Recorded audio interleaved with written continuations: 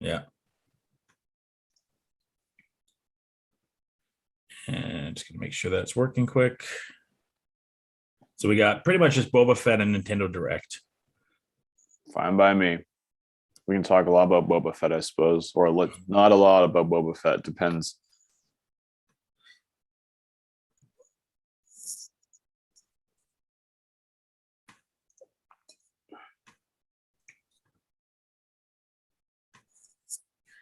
What it is, what it do? Welcome to Fresh Take, the Rundown. Joshua, Adam, William, everything with the talented, sexy, the dangerous, the Devoneer. It's Devon Seal. I'm in my padded room in an undisclosed location.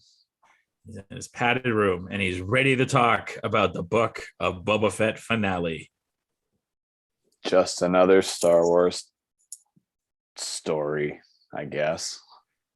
Yeah, I mean, so with this episode, I have to say, talking to a few people, they're like, hey, do you think that Omega's going to be mentioned? Do you think that this Jedi will show up? Do you think Mace Windu will show up? Like, do you think this will happen? Do you think this will happen? I'm like, no. I think you need to lower your expectations. Like, I know we had this last episode with a lot of cameos, but people are like, no, I think Omega's going to get mentioned. And I think that they're going to talk about the clones and Rex is going to show up. I'm like, and Ezra might show up. I'm like, you need to calm the fuck down. It's kind of sad that our expectations of shows, I don't know if this has always been the case, but has basically turned into, and I've mentioned this many, many times before, one brief second cameo or a name drop. And suddenly those two inclusions make an episode 10 out of 10. Yeah. Did you know they mentioned Grand Admiral Thrawn? Oh my God, that was the best episode I've ever seen in my entire life. Yeah. Anything. And you're like, all they did was friggin' talk in the forest for a while. Like, geez, Get over yourself.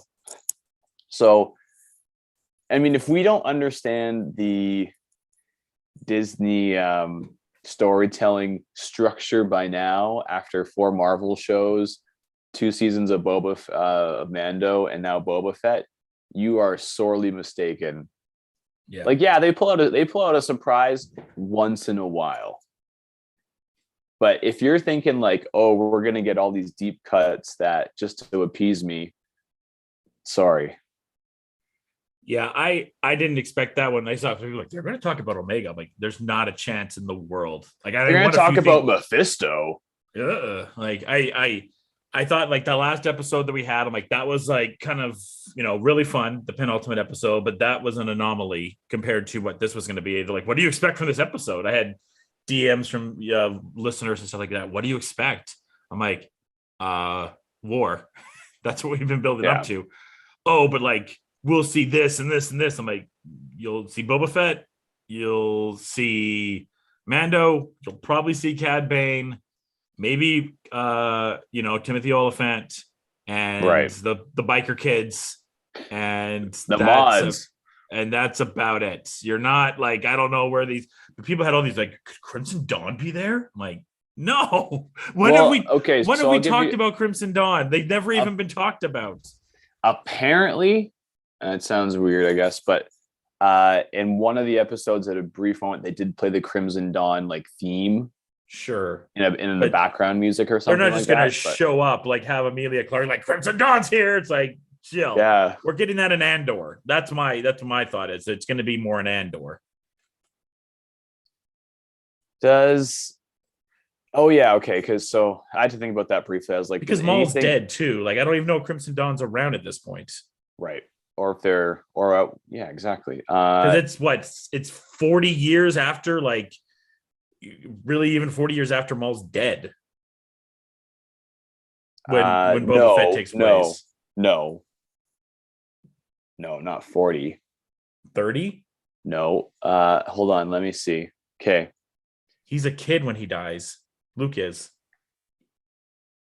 Yeah, that's what I mean. So it's 20 years between 3 and 4.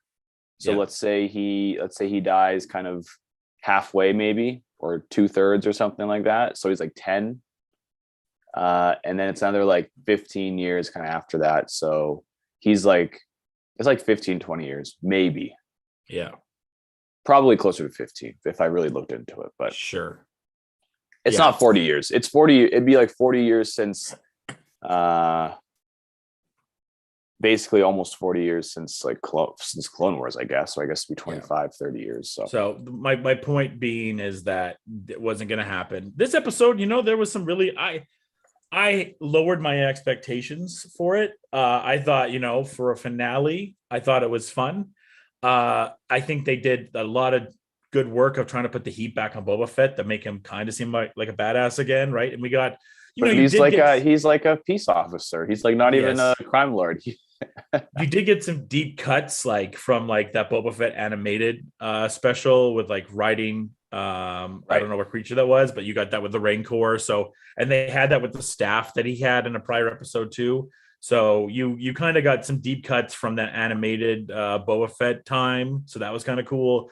I mean, I wish that Cad didn't die, but at the end of the day, he was an older guy, and you can still use him in Andor and a few other shows. But it would have kind of been nice if he like popped in Ahsoka or whatever. So it's kind of a bummer that he had to go, but it makes sense that he had to go. But there's also with Cad, there's such a bigger backstory there too, because Django trained him. You could have gone down a bigger path there with Cad. So that's a little disappointing.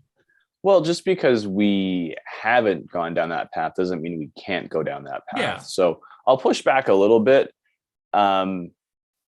What made Mando so refreshing at the beginning was that there was very little interconnectivity here, and it's just like a couple name drops here and there. It's a big galaxy. And then it just has slowly kind of turned into like, this is almost like the idea of not a sequel, but like a 0.5 after episode 6. Like, could you imagine growing up?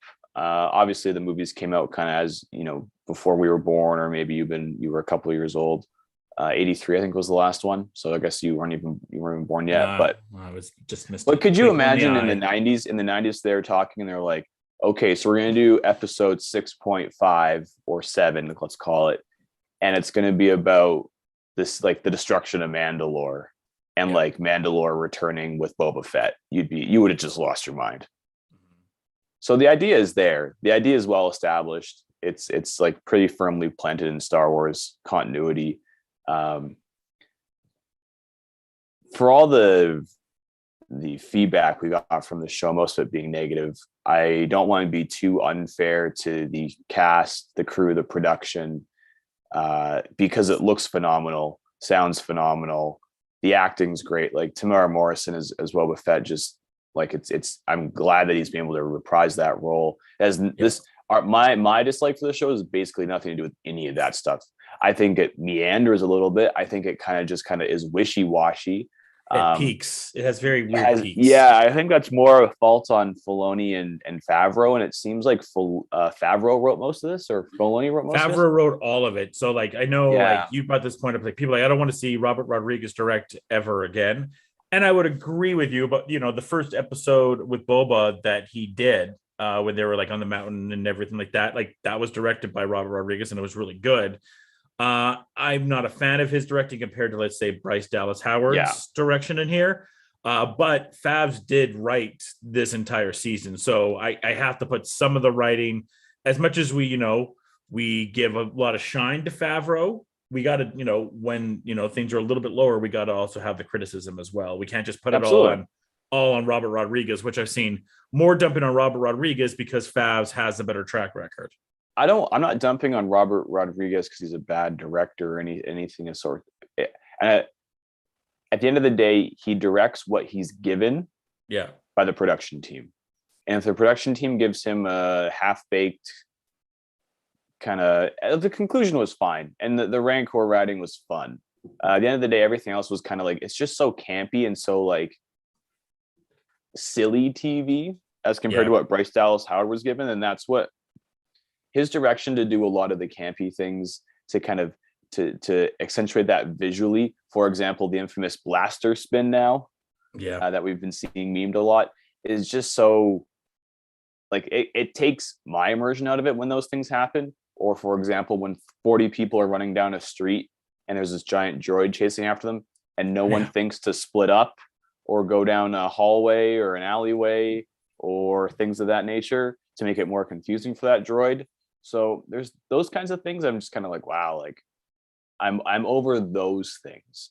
At the end of the day, Favreau Could he have used some more writing help from Filoni just to kind of to check some things? Maybe. I don't know what the actual writing process was like for the show if Filoni was an uncredited source, but we have had 3 seasons of Star Wars shows now, and basically there's like 6 really, really, really, really, really good episodes, and the rest are kind of take it or leave it, Thursday, Wednesday, popcorn, yeah, and a soda kind of thing. And that's fine. There's nothing wrong with things like, maybe I've been too harsh on like advancing the narrative and how like they needs to build up to this grand thing. But it is fun. Like I look back at one of my favorite Mando episodes is when he goes to the village with the AT-ST Walker. Yeah. It's just a nice little homage to Magnificent Seven kind of thing. I guess who directed that? Who? Bryce Dallas Howard. Yeah, exactly. Yeah. What I appreciate about Bryce Dallas Howard is her ability to frame action and how kind of entrenched she is as a camera operator. I know she doesn't operate the camera, but everything's framed really well, really artistically. Well, she's had a good teacher. Yeah. She frames things really, really well, really artistically. Like I feel like you could stop any one of her episodes at any point in time with the space bar and you would find something that's really enjoyable to look at. I think Robert Rodriguez is kind of the opposite of that. I think it's a lot of filler and just a lot of silliness, which is fine. Like he's kind of influenced probably by like 70s and 80s pulp TV. So, I mean, like, do we like this season? Do you think? I'd give it a thumbs up. I think there's some memorable things in there. There's some memes on it, like a batha. Yeah, that'll be always meme. But I think we can't underestimate what those 2 episodes did. The Mando 2.5 episodes did, for whatever weirdness it has. Like those made us feel like Star Wars fans again, like we've never felt before. And I thought this finale was a good episode. I don't think it was. I think it's like good to thumbs in the middle episode. I don't think it was a bad episode. There's things I didn't like the biker kids, even though the actress from Yellow Jackets I thought did okay. I can't get over the one guy spinning and the Jason Derulo thing is hilarious. But seeing Boba Fett on the Rancor was pretty wild. Getting to see the Pikes in live action was cool. I think you just could have done more. I think there was less thought about what the Boba Fett character was, and making him this peace officer was really weird. Okay. I'm glad you bring that up. That's the thing that, in our minds, and this is Star Wars fans' problem more than anything. I acknowledge that, but like in our minds for the longest time, right? This is the badass of badasses, right? And when he showed up on that episode, when they're on the hill and he shoots the rocket out and all that kind of stuff, I immediately went back to that Robot Chicken sketch they did, and they had like back from the dead assholes and did all the stuff there. I'm like, oh my God, can you imagine one day when we get that? And that was kind of like that. And people like voiced over that Robot Chicken skit to that Mando Boba Fett scene. It was like almost like shot for shot perfect. And even, coming out of the Starlight Pit with the arm and the Patton Oswalt side of it all, that was really cool. But we had this idea of this badass bounty hunter. And at times he just was kind of like, for lack of a better term, kind of a pussy at times. And this weird peace officer guy, when his past history dictating from when he was a child, dictating like, growing up that we saw in Clone Wars, in the actual original trilogy, we never saw this softer side of him. And I know he had the stuff with the Tuskens and everything like that, and that's supposed to make him, whatever, but I can understand him maybe appreciating a culture that doesn't need to make him a sack about peace. Right. Where he suddenly is like, I don't want anything bad happening in my city. Yeah. I want people to be free and happy. And I don't want this drug to run through the streets and destroy our planet. Cad Bane brought up a lot of good points. He's like, he was a cold-blooded killer that worked with the Empire. He is not a good person. I'm all for, and this is maybe a problem of every time we get a new, as we're getting more and more Star Wars properties that have to be anchored in the timeline that we're familiar with. Yeah. They're running out of there's we could do a lot of original characters in this time frame, I suppose, between 4, 5, 6, a little bit of 7 and 8. We could do that if we really, really wanted to. But I feel like just throwing in these characters and these side stories that have nothing to do with anything are a little hacky. I think this is why Andor is going to work, to be honest, because we're going to kind of be in a time period where we don't have to worry about linking a lot. I mean, we'll probably have Crimson Dawn in there, but sure, it's a little bit more of a back. Like, we don't know much about that Emilia Clarke character, so I'm excited to know more about that. I think we'll have more of that. Where now we're bringing in a lot of people from Rebels, a lot of people from Clone Wars, and a lot of people from the original. Yeah, trilogy. I feel like in order to validate itself, it has to be referential to like, oh, this is exactly when it takes place before Rebels. And this is exactly when it takes place after this. And it has to include this character. And I mean, I don't know how many months ago it was where I talked about the interconnectivity of Star Wars can be its best thing and its worst thing. And now it's getting a little much. Like, I'm totally fine with Mando and Boba linking up together, some kind of Mandalorian plot to reclaim Mandalore, to restore the throne, to do whatever, to not restore the throne. To link up the tribes of all the different people hiding across the galaxy. Phenomenal. No problem with that. Let's go back to Tatooine. Well, and even the Fets, like, they come in and like, yeah, we're not going to worry about the Pikes. I'm like, you're the Fets. You don't worry about anybody. Like, you're the most powerful crime family in the galaxy. And you're worried about the Pikes all of a sudden? The Hutts? The Hutts, yeah, the Hutts. Yeah. Like, you're worried about the Pikes all of a sudden? Yeah, and so, well, I guess that leads to a bigger question: if there's some kind of treaty or an alliance between the Pikes and the Hutts. There had to be. The weird thing is, like, and I hate doing this, but like the Hutts in the books are fairly well fleshed out, not in terms of character, but in terms of culture and what it means. Like, there's a whole section of the galaxy called Hutt space that is like outside of the Republic, is outside of the Empire. And basically, like, was this uneasy alliance ruled by them. Many planets are included in that, and basically all governed by this Hutt ruling family, who were crime lords. But it was it was like an accepted part of the galaxy. And so when you think of, like, they had their own art, they had their own like armada of ships. They were invaded by the Yuuzhan Vong. When you think about exactly that, like, these twins, Jabba's twins, couldn't hold down Tatooine because they have no family support, or like they don't have enough resources. Is kind of weird, because it's like, wow, like, you guys have hundreds of planets at your disposal, and you can't like you can't keep one rebellion, or you can't fight for your territory in one place. Like, like I generally have no problem with the Boba Fett like character development, because they actually put a lot of effort into the flashbacks, even though I thought they went on a little too long. And I have no problem with him as an older guy kind of being like, all right, like, he got digested in a Sarlacc pit for a long time. Like, I could see him not being like, I don't want to hunt bounties anymore. Like, why not just go back home? Why not go to Concord Dawn, which is Django's home planet, or I think it's like a moon or an asteroid or something like that. But like, why not explore those options? Why do we have to go back to Tatooine? Well, I'll give you an example. For example, Peacemaker. They've done, this 7-episode arc now of why Peacemaker doesn't want to be a killer anymore. And they've done a very good arc of why he became one to why he doesn't want to be one anymore. Right. And episode by episode, you can start sympathizing when he has to now. It's like, oh, I don't want him to, because I understand the trauma that brought for him, right? Or why he got to this point. Boba Fett getting to be this peace officer, I don't fully understand per se of why he's that. Like, we got so hyped up, a lot of us as Star Wars fans, like when he took Bib's throne, right? And and he shot him in the face. He's like, I want peace. Fuck you.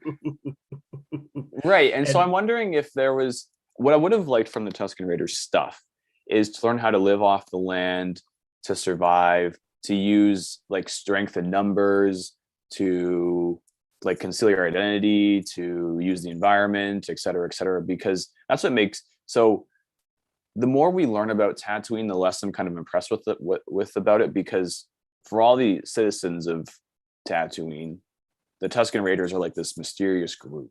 Like, they've probably seen them before, but it's you don't want to run into them.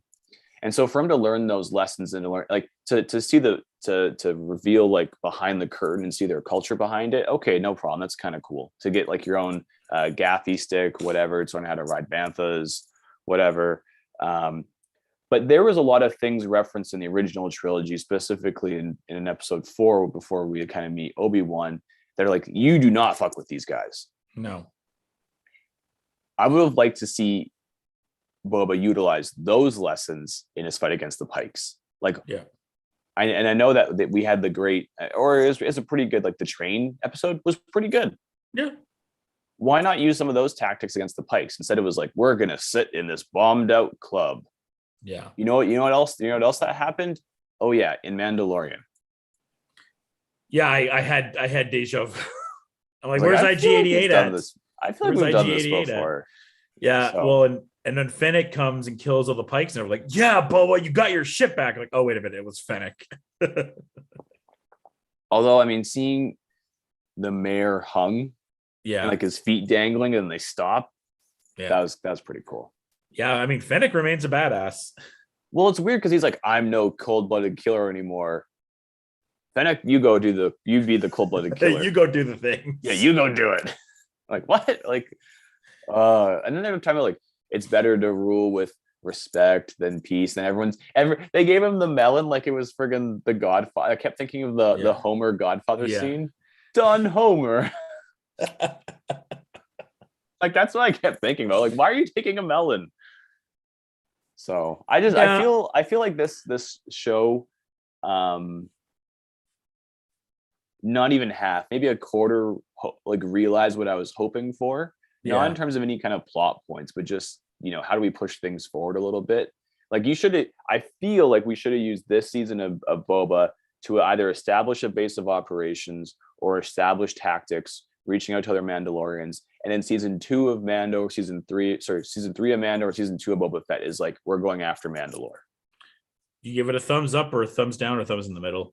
It's a thumbs like 60% up. Like it's like an Orange Cassidy thumb. Yeah, like it's a 60-70% show. Yeah. There's not, I don't like, I'm not gonna be overly picky about it. It's just kind of I feel think like it's been better than some of the Marvel shows we've watched. Well, I will preface that by like 3 of the 4 Marvel shows were deeply affected by the pandemic and where they could film and how they film. Yeah. So I'll give those a pass just because I think the rules are unfair, but you're right. Like, was it better than Falcon Winter Soldier? Yeah, but then learning what that got really affected. That was the most affected. Well, WandaVision was slightly affected because it was so strange. Yeah. Falcon Winter Soldier was really affected. Loki was the first one not affected. Yeah. Whatever. I would say the only one that's not better than so far would be Loki and WandaVision. I think it was better than Falcon Winter Soldier. And I liked Hawkeye, but I enjoyed this more than Hawkeye. Yeah. Yeah. 100%. Yeah. I'm just a little confused. I think Star Wars has an underpowered people problem. Yeah. I'm like, that's what they took Boba Fett. Like, I just want Boba Fett to wreck people every time he's seen him because, like I was saying, for years upon years, we didn't grow up with the toy side of things, right? But we grew up on the side of this guy is a badass. Yeah. And when Jango's head gets cut off, games, whatever. Yeah, when Jango's head gets cut off, I'm like, oh, this is where it all starts, where he just becomes a cold-blooded killer.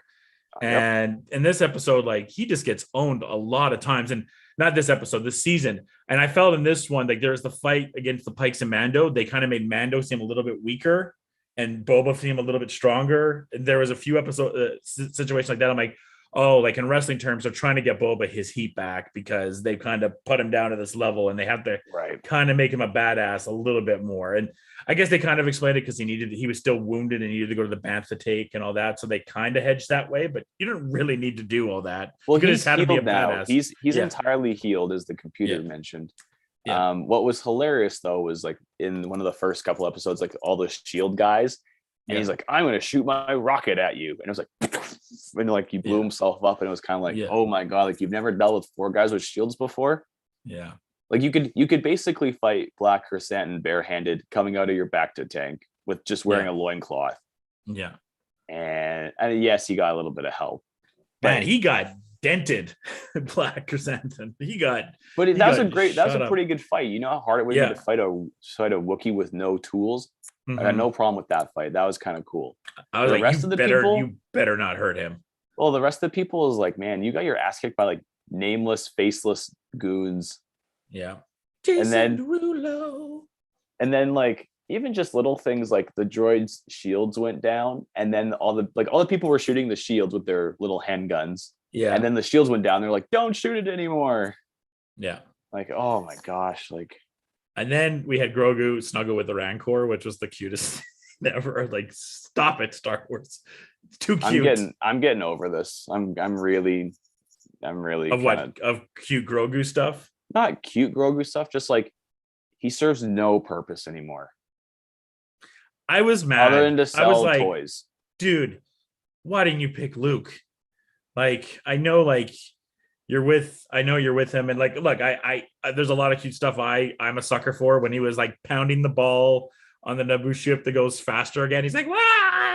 I laughed. I was like, that's awesome.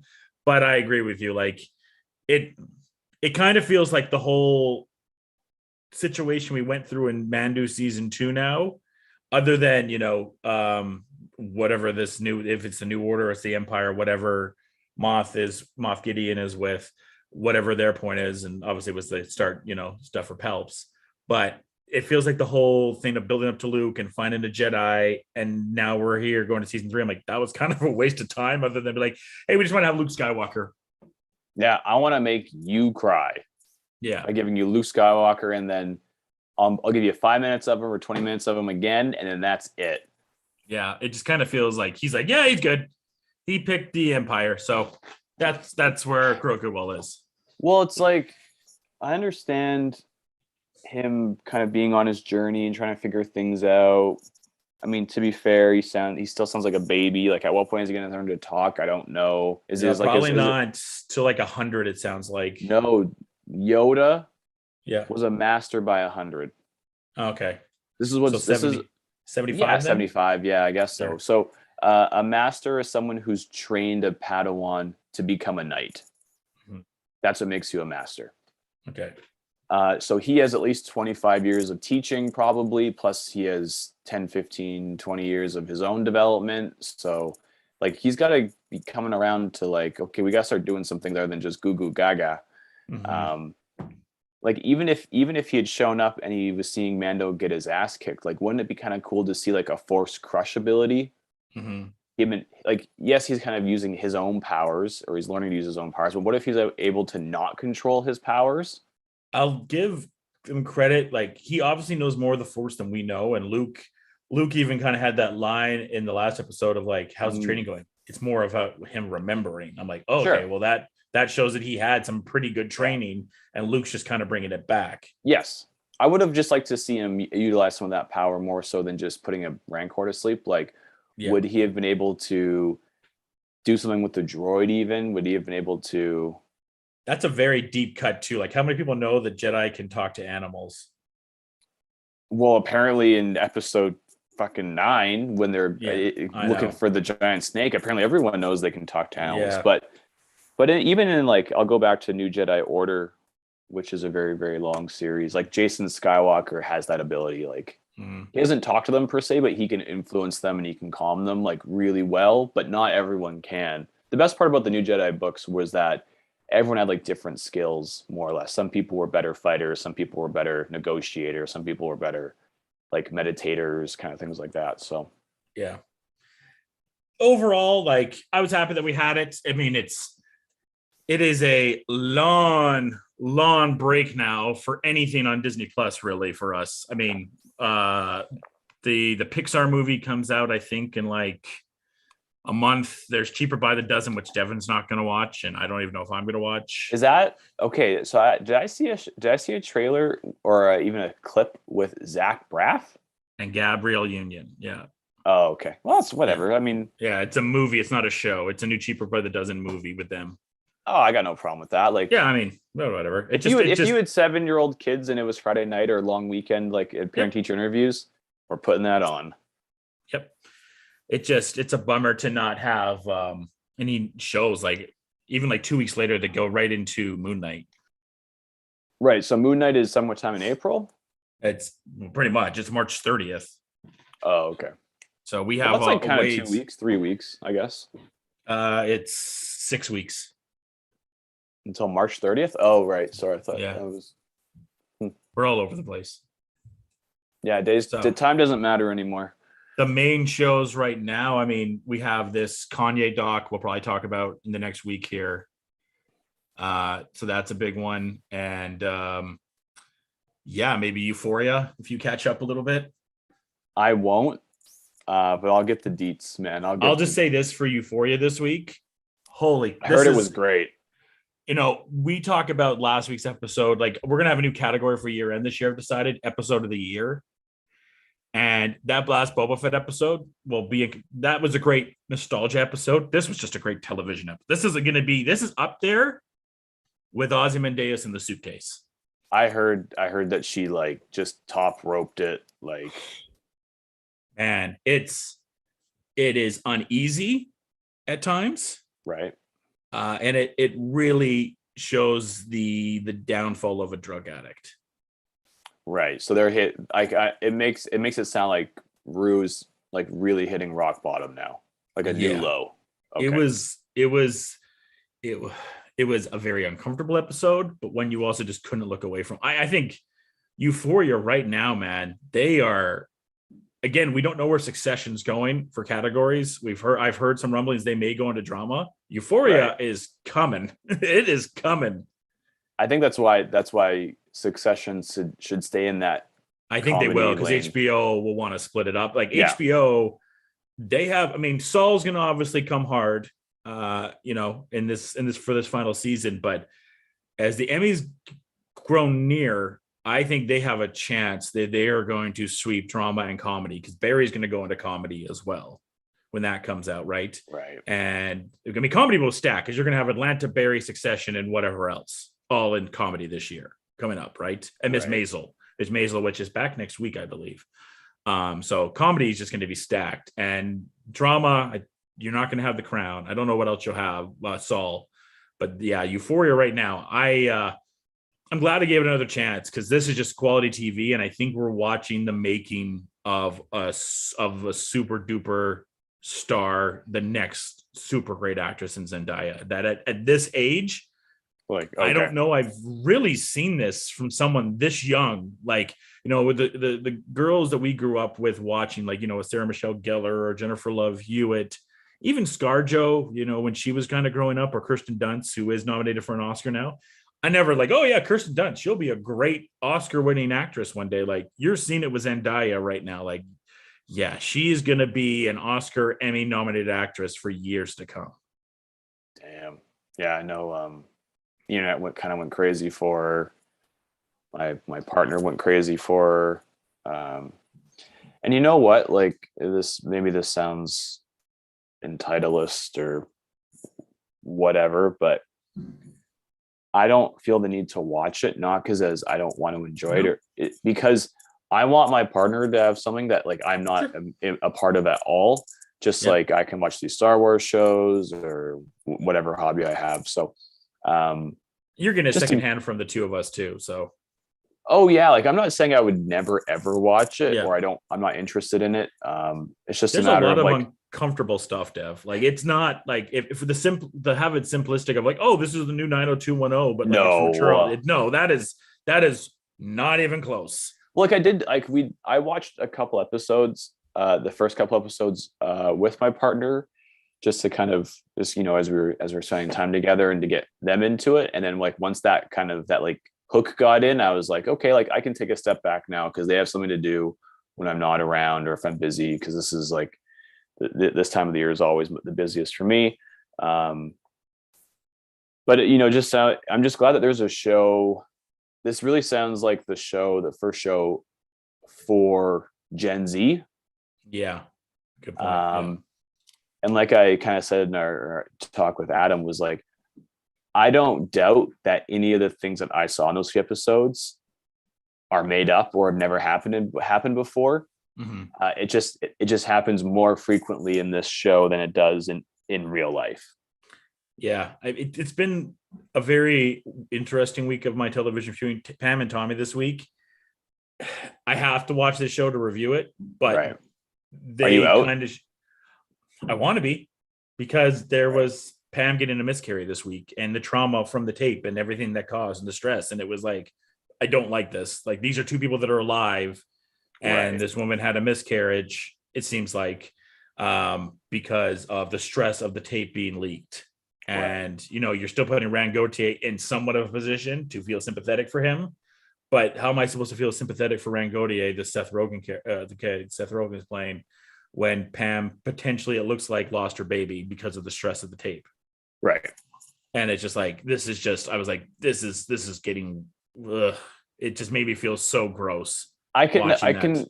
I understand. Yeah, we've talked about how I feel about the whole celebrity culture thing last week, but I can appreciate the ability for shows now to want to tell a story that isn't like, it almost seemed like we had kind of two different shows in the 2000s and the 2010s. Was like happy go lucky, and then like dark comedy and fucked up stuff, but like not necessarily like moving. Like, it was almost like a layer of like this humor is like you're not supposed to relate to it. Like Fleabag, for example. Yeah.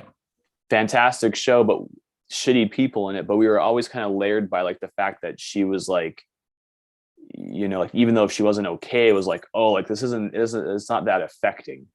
um it sounds like Euphoria and Pam and Tommy are going like, no, we're going to make you feel things now, and this is new television. This is how good we are at storytelling now, Yeah. where you can really, really, really relate to these traumas, and it's going to be uncomfortable, but someone has to tell the story. Yeah. And Euphoria, sure, I agree with that. The Pam and Tommy one, I think Simmons and Chuck Klosterman brought it up in their review. Like, this should have maybe just been a documentary. Yeah. Like, it could have been like, I don't know, something on HBO or whatever. And I'm gonna finish the series and everything like that. But like, it just, there's stuff at times. And look, I think Lily James is doing everything she can with this character, and she's doing a great job. But I even feel like, I feel uneasy because Lily James is probably going to get a nomination for this, and I think as an actress, she is doing a fantastic job. She tried to reach out to Pam. She tried to do her due diligence as an actress and as a woman, as a human. So I'll give her credit on that. And she's probably going to get nominated for this.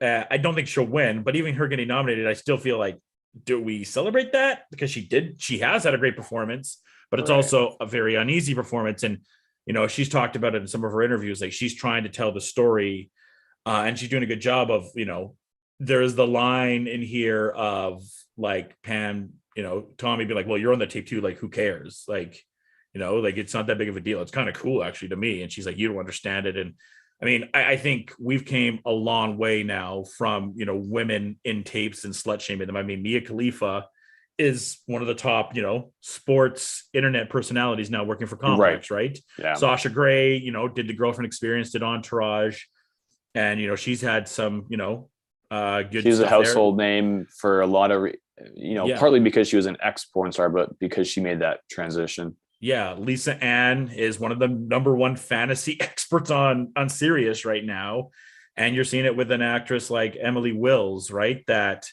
she's doing TikToks and YouTube videos and doing some other mainstream stuff. So being in that area and having yourself on tape in that way isn't being as seedy as possible. I think we are now giving more opportunities and not doing as much slut shaming for you to, if you pick that avenue. Well, it sounds like, I don't want to be this expert on adult entertainers, but it sounds like Mia Khalifa really talked about kind of regretting her time. Yeah, she did. But then you have people like, Emily Wills, who's doing stuff that, supports it, or Lisa Ann that, has her own studio and supports it. So it's like a mix, right?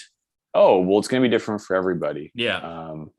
But you're right in terms of how, like, I'm sure the older generation will, like, you kind of hear about this with our grandparents, or when our parents talked about like going to school, or like trying to wear certain clothes, or us wearing Yeah. certain clothes, or your sisters wearing certain clothes, and your parents are like, no way, like, will my daughter ever look like that? And it happens every generation. It just so happens that we live in a time right now where like sex, sexuality, gender are all so like open and public that these things aren't as shocking as they used to be, or like maybe as a culture we've kind of got more acceptance of just letting people do Well, whatever we they want. literally have in the tip of our phone to be away from it, right? I mean, Yeah, the most visited website last year was Pornhub. Like, I I mean, didn't there's know there's that. That's people that are crazy. doing the most one of the most watched pranks on YouTube and TikTok last year was someone hacking the speaker system at a Target and playing the Right, Pornhub theme song, and people like being like, "What?" right, yeah. Yeah. So like I don't want to say that we don't slut shame anymore. Well, we still do. We still do. I think we are in a better spot than when we were with Pam and Tommy. But I don't know. Like, I mean, It just to sounds pick a like, but name, it sounds like we treat sex work a little differently now. we do because I was like, I mean, I want to take it back a little bit with celebrities because when Jennifer Lawrence had her pictures leaked, like, Yeah, oh, ridiculous. Jennifer Lawrence. I'm like, yeah, but those were her private pictures. I remember the same thing happened to Paige in WWE when she had her tape leaked, right? And people were like, they should fire her. I'm like, why? Those were her private videos. Like, yeah, why should she get exactly. fired? Like, and with Pam, it's I hope they get more into this because it's such an interesting time. Like she was an okay actress. I think she's better than a lot of people from being like a Playboy centerfold and being in that realm Well, come better into than we gave them credit for. yeah. And barbed wire tanked. And I think it would have tanked maybe regardless, but I think the tape had a big part of it, right? That people Right. were out on Pam. Like, well, she's a slut. I don't want to watch what she does anymore. I'm out. And I think her career kind of had this drop because in that 95, 96 area, Pam was going to another level, right? Like she was above like a Carmen Electra, for Right. example, Mm-hmm. where Carmen was more like kind of tease you kind of stuff. And then Pam, everything got showing. And then people were like, oh, I'm out. And then she kind of had that show VIP after barbed wire, and then it kind of just was like she just became famous for being famous. Well, that's the funny double standard about women in Hollywood or women Yeah, in media and sex work and stuff like that is like you're supposed to show me everything except what I want to see because yeah, then when I see it, I don't want to see you anymore. Like you're not a thing anymore. So like you're yeah, basically an object. And we could talk about the objectification of women, but we can't really because we're men. The yep. best thing that we can do is just support women's rights and blah blah blah and the stuff we've talked about a bunch of times. It's Um, why this show makes me uneasy at times. but we Like treat them like shit. We treat women in Hollywood like shit. We yeah, always have. Hopefully we don't always will. And this is just another example of like someone who has feelings and hopes and dreams who get dashed because they did something in private that almost all of us have done or something similar, but yeah, yet we act holier than thou. yeah, Oh, you've never seen my sex tape, so therefore you're a slut. yeah, Like, come on, like that. And that's kind of the thing about you talk about like the Jennifer Lawrence stuff and like the fappening or whatever that was yeah, called. yeah, Um, was like those are normal people doing normal people things to, like for their husband and wife or whatever. Like the Justin Verlander, Kate Upton yeah, stuff, whatever was yeah, like they're married and he's on the road half the year. Like yeah, your spouse has never gone on a work trip before. Like, come on, yeah. like that's such a dumb thing. But Well, we and this was a honeymoon tape for them, yeah. right? Like this is two people in love on their honeymoon tape, and apparently, like I kind of fact check after what's true or not. Like she kind of found out about it on the set of Baywatch with some of the people watching it. So just like Oh hearing sounds of what your honeymoon tape is, your private, thing, and then yeah. seeing grips and stuff from the set watching it, like I can't imagine, how horrified that would How be for embarrassing it somebody. is. How Yeah, embarrassing it is. That's yeah, the sad part. Like yeah. that's where we as like a group of people like wow we really fucked up. Yeah. Yeah. So this show, I think a doc would have been better. There has definitely been things that have made me very uneasy for it, especially for Pam. A lot, and Pam, not feeling great about the show either. And I've done some interviews on Howard Stern or I think it was Andy Cohen's show talking about it, and she seems a lot more lightheaded hearted there, but I think she has to be right. You can't kind of go into the full thing of it. She just said, yeah, it sucked and all that kind of stuff. But now, like, learning that the stress maybe have caused them to have problems or complications with the child, that changes a lot of things of my view of the entire situation now. Like that's a step that's hard to view. I mean, an incident that really only happened 25 years ago, like 20 years Well, ago. I have Like a it's question. Yeah. Is them making and producing and releasing this show kind of without their consent kind of the same thing as this videotape when it was released in the 90s? It kind of is. That's the part that Chuck Klosterman brought up. Like, that's okay. I don't know if I've listened. Tommy doesn't seem to give a shit. Right. Yeah. But, he was in the headlines for like he's making fun of a band or something, like YouTube or something. Yeah, but it doesn't affect Tommy the way that it affects Pam. But remember that like the sex double standard affects men differently than women, because everyone came out of that video not slut shaming him, being like, wow, he's got a massive dick. Well, and that's what she said. That's what they have Pam say, is like, everyone's going to give you high fives. Yes. And everyone's going to hate me. And he's like, no, that's not the case. He's like, yes, that is. And then, that's exactly what happened. If this line happened, or if it didn't, Pam's like, Tommy's like, well, it's nothing they've never seen before. Obviously, because of Pam, doing Playboy in the past and whatnot. And I don't know if that line happened or not, but, but I know a lot of people, being a kid around that point, brought that point up, right? Of like, well, we've seen her redo this before. It's nothing really different. I'm like, it's different. It's different. Posing in a magazine, posing in a Playboy magazine with photographers, and because like the idea of Playboy is it's like fairly tasteful by our standards, right? Like it's definitely not hardcore, like Penthouse. So that's just kind of weird. And Tommy's career, like, yes, he's a rock star. He makes music, and rock stars are supposed to have sex with supermodels, but we don't talk about Tommy Lee the same way we talk about Pamela Anderson. No, we don't. So, yeah, another uneasy week watching Pam and Tommy. Yeah, that's the moral of the story. And then on another side, watched Disenchantment season 4 on Netflix this week. Yeah, man, it is all over the place. I've heard kind of there's like varying degrees of quality, not in terms of the animation, but just they set up all this stuff from this past season, and then they got rid of it all in 2 episodes, and then they were kind of all over the place. Yeah, I'm not out, but I'm close to out. It kind of it felt like a very lazy season. Well, I think we're kind of going in circles of stuff, right? Like every season kind of ends with her evil mom wanting to kill her, and then maybe she killed her, but then she didn't. And this is like 3 seasons in a row now that's happened. Well, I wonder if it's just because they keep wondering if they're going to get brought back, and then so they're just kind of hedging their bets and like, oh yeah, like she got killed, and then it's like, oh yeah, it got canceled.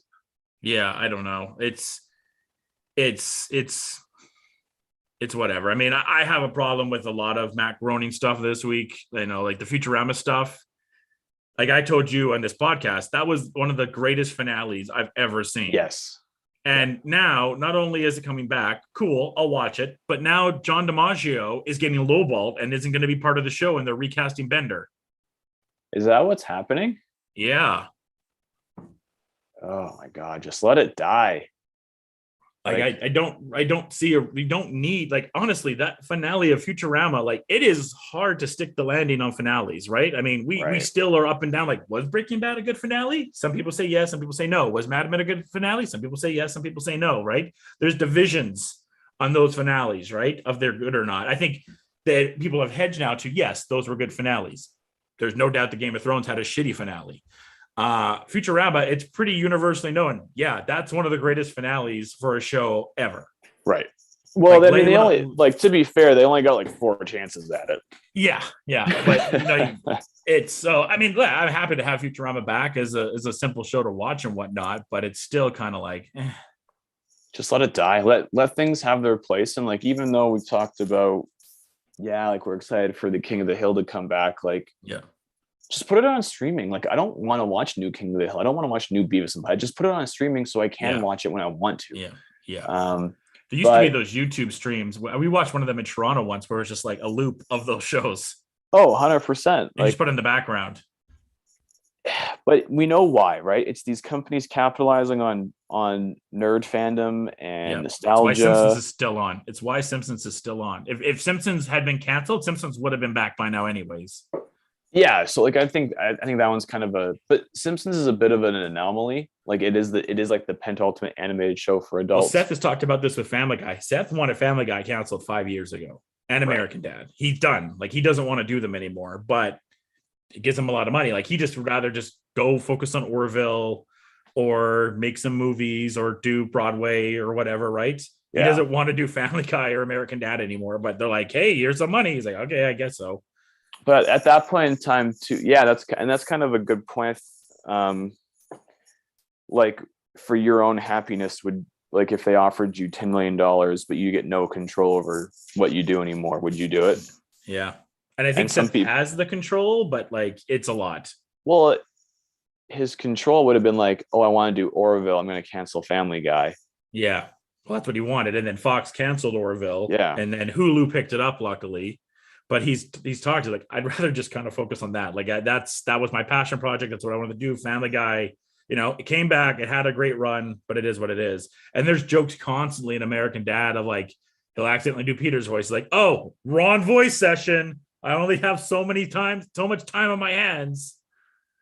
It's kind of okay. Like, keep complaining there, buddy. But and it all of this is to say South Park had its second episode this week of the season.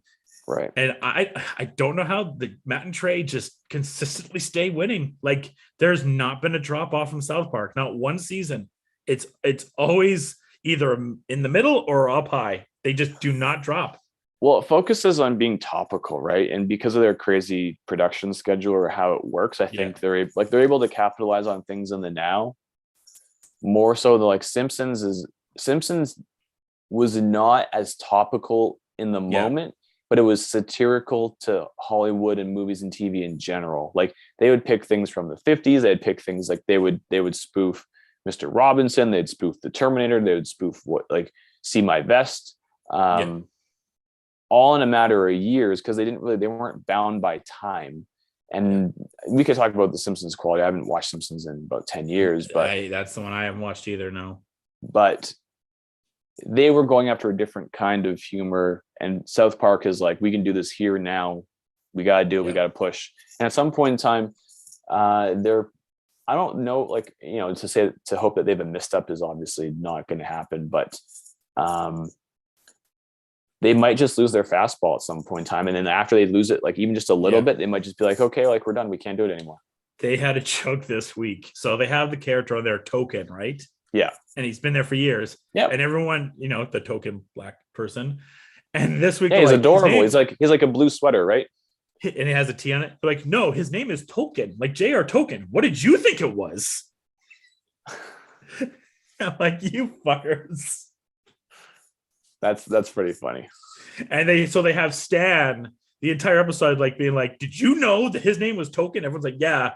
And he's like, went up to Cartman. He's like, surely Cartman thinks it was Token. He's like, did you know that? No, bro. His name is Token. Like, after the Lord of the Rings guy. Like, Stan's like, oh no, I'm the asshole.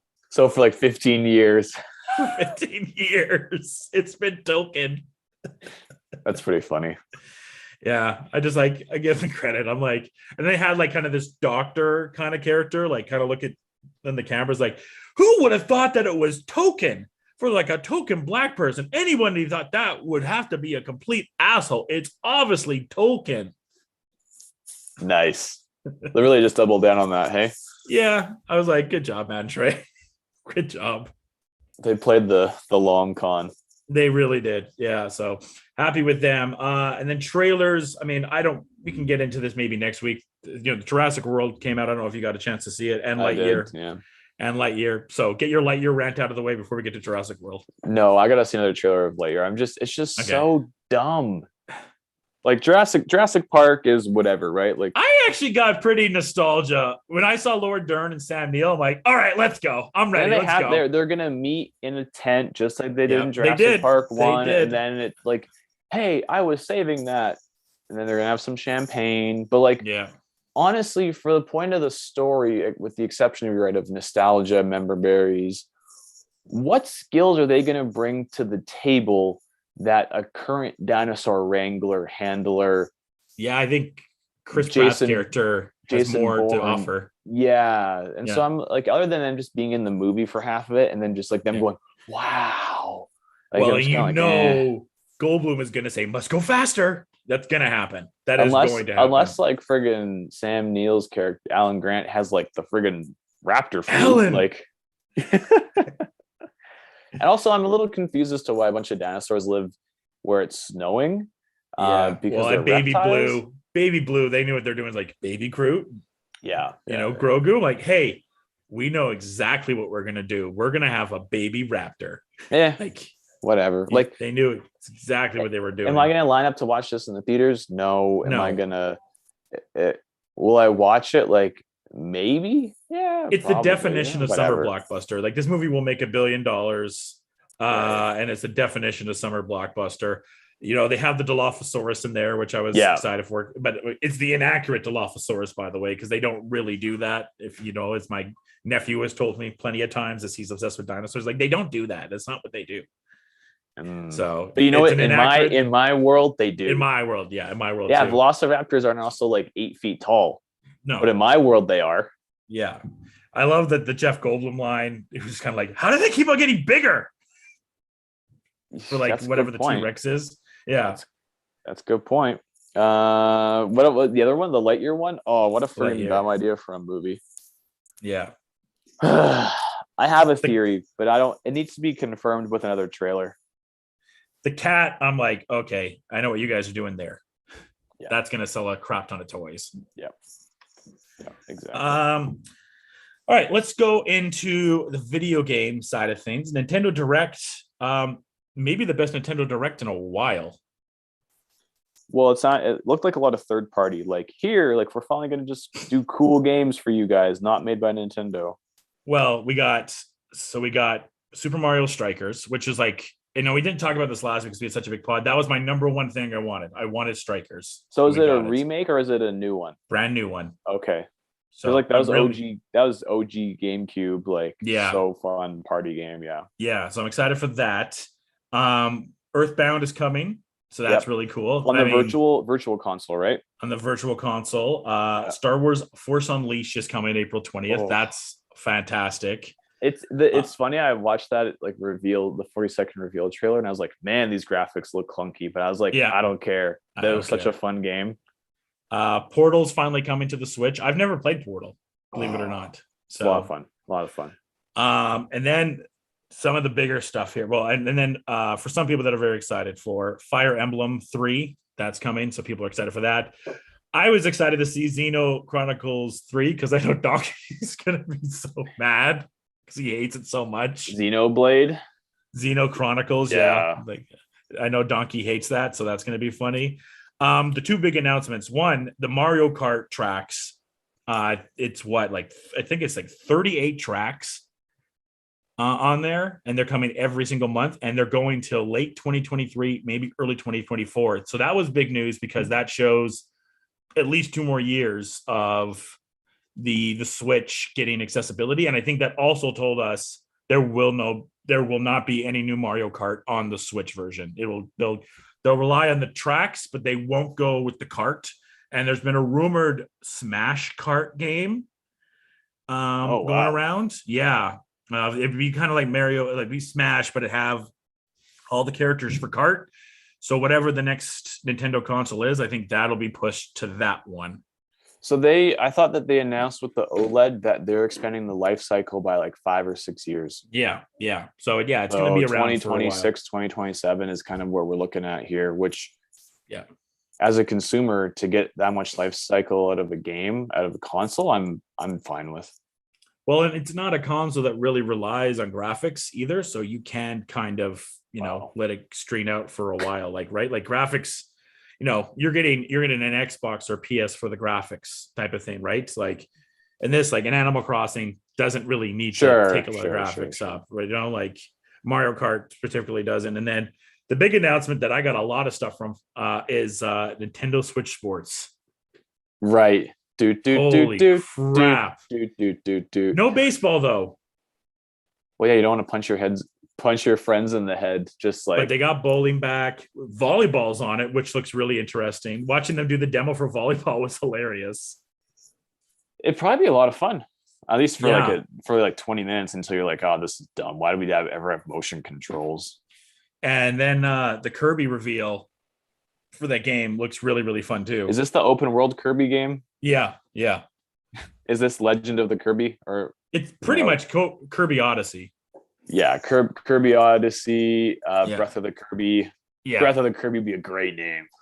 It's honestly like if you have a Switch, like like starting in when Kirby comes out late March, like it is a run of stuff. You're getting Kirby, then on the same day you're getting the show or Lego Star Wars. They both come out on the same day.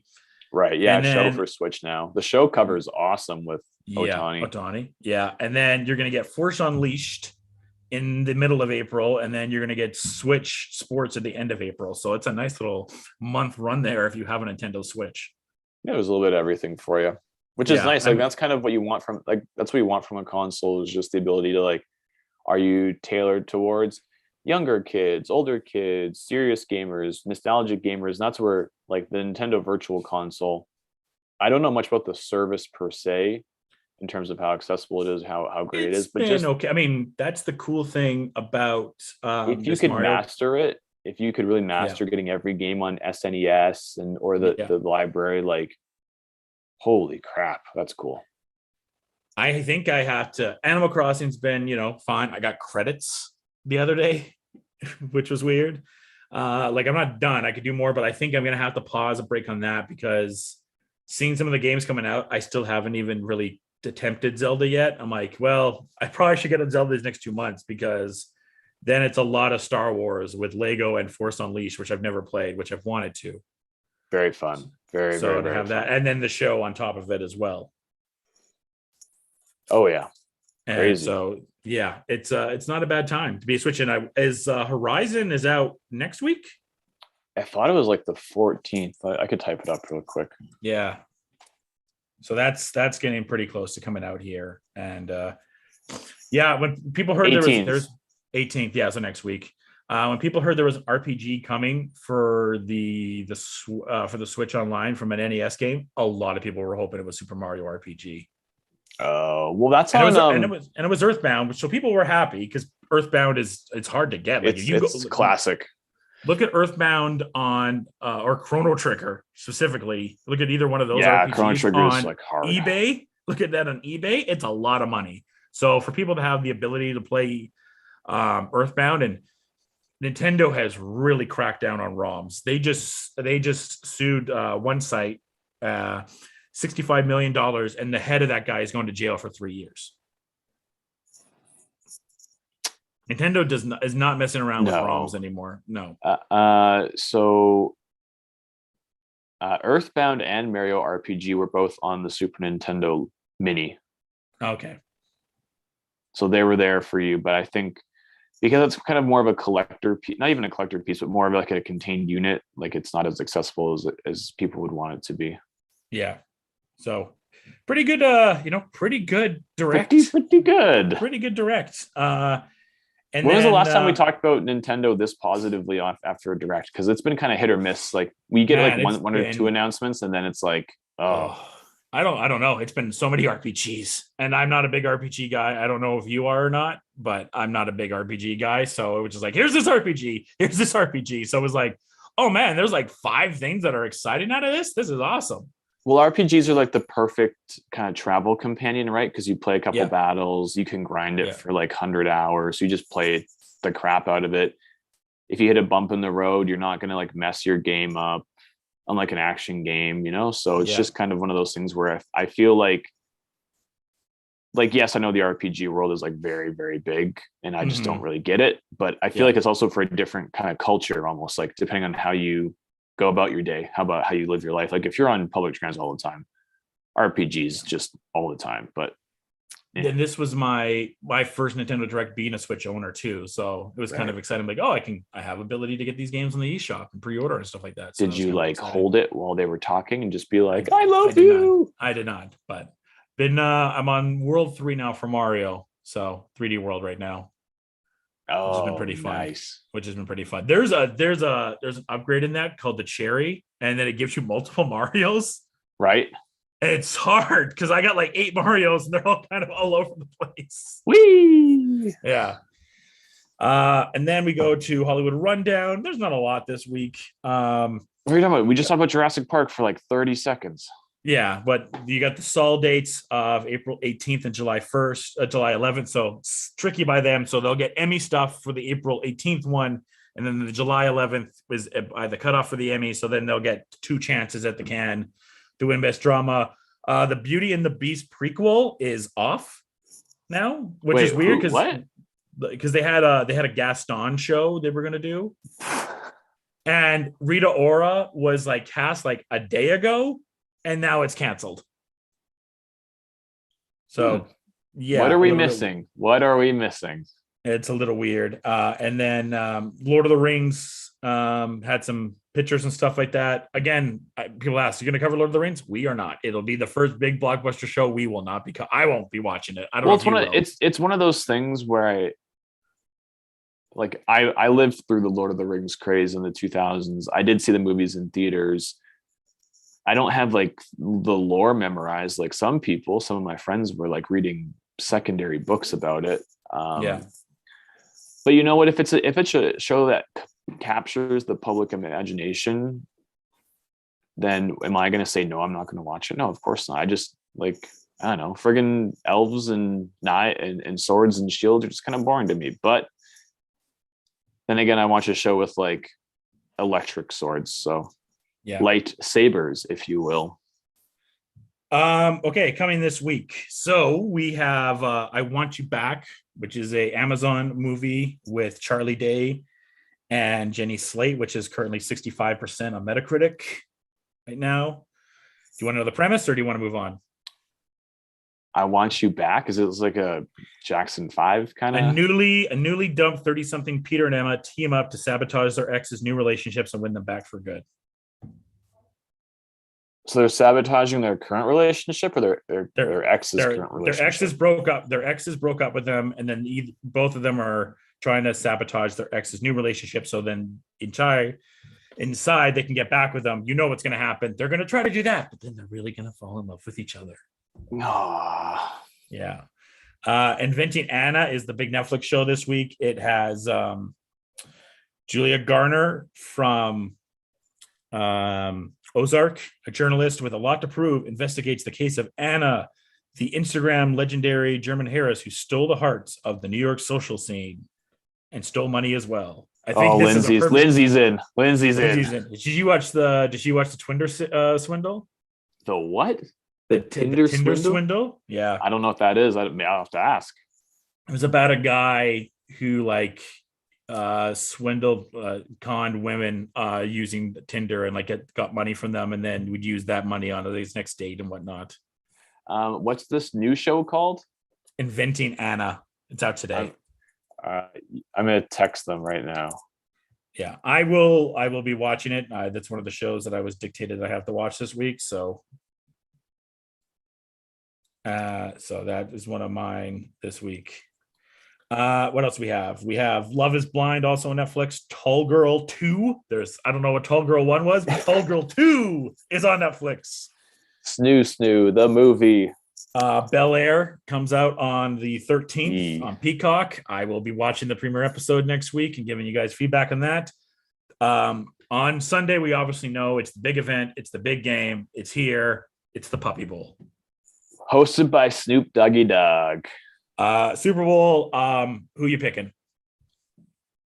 I'm gonna go Rams. I think Rams are the easy choice, are they not? They're the favorites. I picked the Rams as well. And then obviously on the 16th is the Kanye documentary on Netflix. Nope. Yeah. So you're not gonna watch it. Kind of, but I don't know. The whole kids thing with Kim now and the social media stuff and even just him reacting to Billie Eilish. What was that about? So Billie Eilish was having a concert and she stopped the concert because a fan lost their inhaler and had a hard time breathing or something. Mm-hmm. Then she made a comment about how she cares for her fans. And then people have been interpreting it as shots against Travis. And Kanye West said, "I will not perform at Coachella with Travis Scott unless Billie Eilish, who also headlines Coachella, will apologize." Yeah. And I was like, oh my God, give it a break. I'm just so over this celebrity rat race that it's really hard to. I know we Mhm. talked about how cool that period of time is for Kanye West, Mhm. but I mean, we gotta like give him a break out of the limelight. Yeah, we really do. So there you go. Next week we'll have a lot more to talk about and preview. It's a big week next week because you Good. got that Chainsaw Massacre show, which I'll let Adam watch. Surveillance, Miss Maisel's back. The Cuphead show debuts, and we have Right. Uncharted next week. So The next week's a big the week. voices in Cuphead sound hilarious. Yeah. So it'll be a big week next week. But a few things this week to talk about. I look forward to your partner's review on Inventing Anna. I'm very curious about Tall Girl 1 now, if there's a Tall Girl 2, but is the movie just about a girl who's tall and trying to Okay. find love? Let's get this out. Give me the synopsis. Tall girl. And obviously with Horizon, you're just gonna wait, hey? Like you normally do. I mean, I want to play it right away, but I also don't have a PS5 yet. So It's on do I PS4. wait? I know it is, but like, do I Mm, want to sacrifice that? I don't know yet. right. Jody, the tallest girl in her high school, has felt uncomfortable in her own skin, but years after slouching, being made fun of, and avoiding attention at all cost, Jody finally decides to find the confidence to stand tall. Hmm. Do you want Tall Girl 2? Yeah. Okay. Tall Girl 2. After Jody gains popularity, her miscommunications start causing rifts with those around her, and now she has to really stand tall. Oh boy. Great. That was kind of Tall worth girl. it, to be honest. Tall Girl 2. Currently, what do you think it is on oh my god, it's got our boy Steve Zahn though. Is he on a roof? Is he like is he in a tropical hotel? Like, I'm not sure. Is he in the first one? Yeah, he's he's gotta in be the the dad first at one. this point, And we right? got Angela Kingsey from The Office in it as well. Okay, what am I guessing it is on Metacritic before we go? Yeah, the first one. 35. What's the first one? 35. 50, 52. Ooh. The second one? 48. Oh, so close. 47. Oh, Yeah. nice. Will she stand tall? Who knows? I'm gonna guess the answer. Could you imagine Tall Girl 3 after she crumbles into a heap of mental health problems because of her height, she rebuilds her life. And she gets taller. Yeah, she actually goes through a height shortening surgery, and now Does she's this have only like a subtitle on it at all? No. like the shortening. No, it has a title though. Growing up is a tall order. Okay, we're done. We're And done. we out. All right, everyone. Thanks so much for listening. Until next time, folks. Cheers.